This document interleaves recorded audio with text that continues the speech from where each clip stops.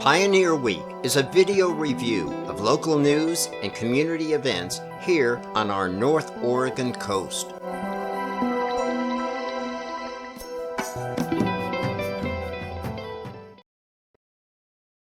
Let's begin by dealing with the difficult. At 3:34 a.m. on June 26th, Tillamook 911 received a report of a shooting at Sand Lake Recreational Area in South County. Officers from the Tillamook County Sheriff's Office and the Tillamook City Police, along with Tillamook Ambulance and the Stucca Fire and Rescue, responded. Upon arrival, they discovered an unconscious 30-year-old white male adult with multiple gunshot wounds. Despite efforts by emergency medical personnel, he was pronounced deceased at the scene.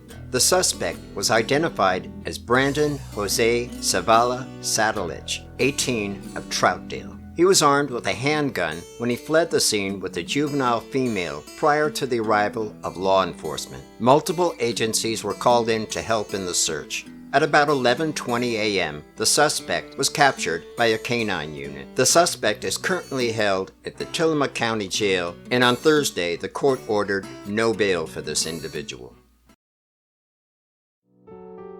Suicide is the end of a long road called pain. Last week, we looked at some of the numbers involving suicide in teens and young adults. This episode, we're going to look at some of the symptoms that we can recognize in teens, young adults, and heck, that we can recognize in each other. Parents have been asking me some tough questions recently about their teenagers being stressed to the point they may try to hurt themselves or even try to commit suicide. Well, given that this is a topic that should be stressed for all parents, let me try to provide some helpful information. As to who is at risk for thinking about suicide, usually it's the teen who feels disconnected and isolated from family and friends, and that can certainly be thought about in the midst of this pandemic. Or perhaps it's an adolescent who might have an underlying and undetected mental health disorder like depression. Often, a stressful event such as failure at school, a breakup with a boyfriend or girlfriend, or a major family conflict can trigger thoughts of suicide in a teen. So what can parents do? First, be aware of some of the warning signs that may mean your teenager is considering hurting or killing themselves, such as when your teen appears to pull away from family and friends, is no longer eating or sleeping well, and suddenly starts showing signs of self-destructive behavior, like drinking alcoholic beverages and taking drugs, especially when they have never done this type of behavior before.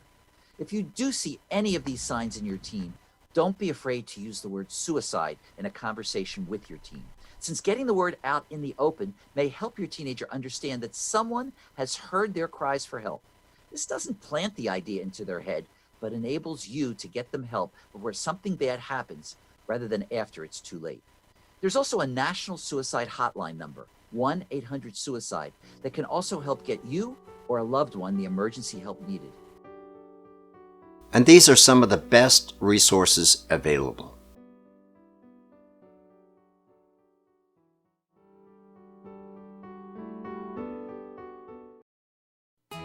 On Thursday, June 24th, at about 5:30 in the afternoon, Netart's Oceanside Fire and Rescue, Tillamook County Sheriff's Office, Oregon State Police, Oregon State Parks, Tillamook Ambulance, and the U.S. Coast Guard responded to Cape Lookout State Park for a report of a paraglider that had crashed into a tree.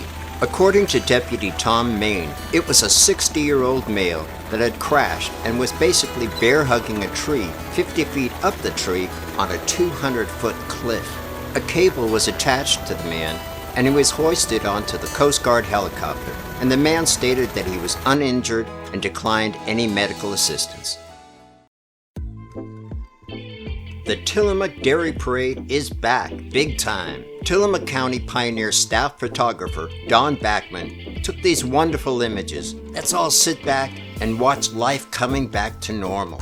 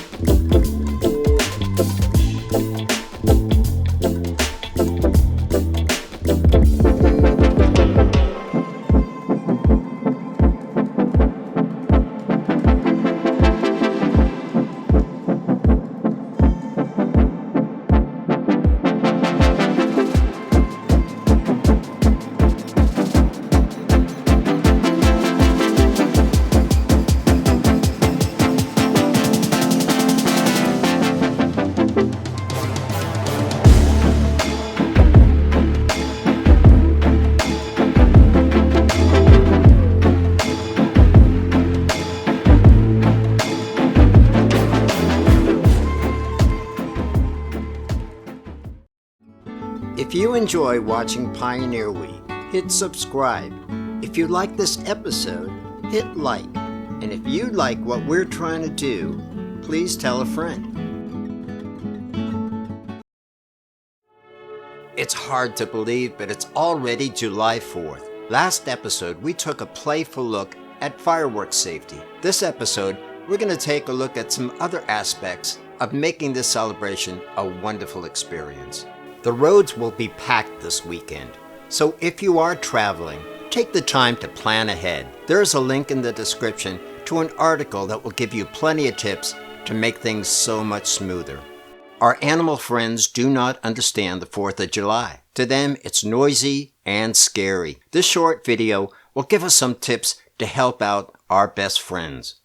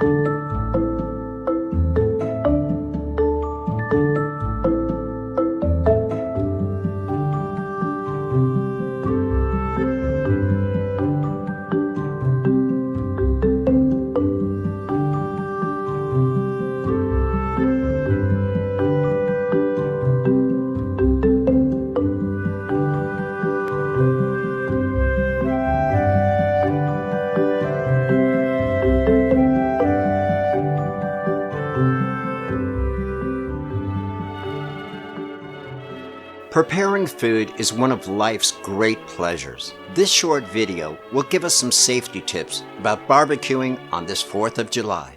Summer celebrations are here, and for many, that means firing up the grill.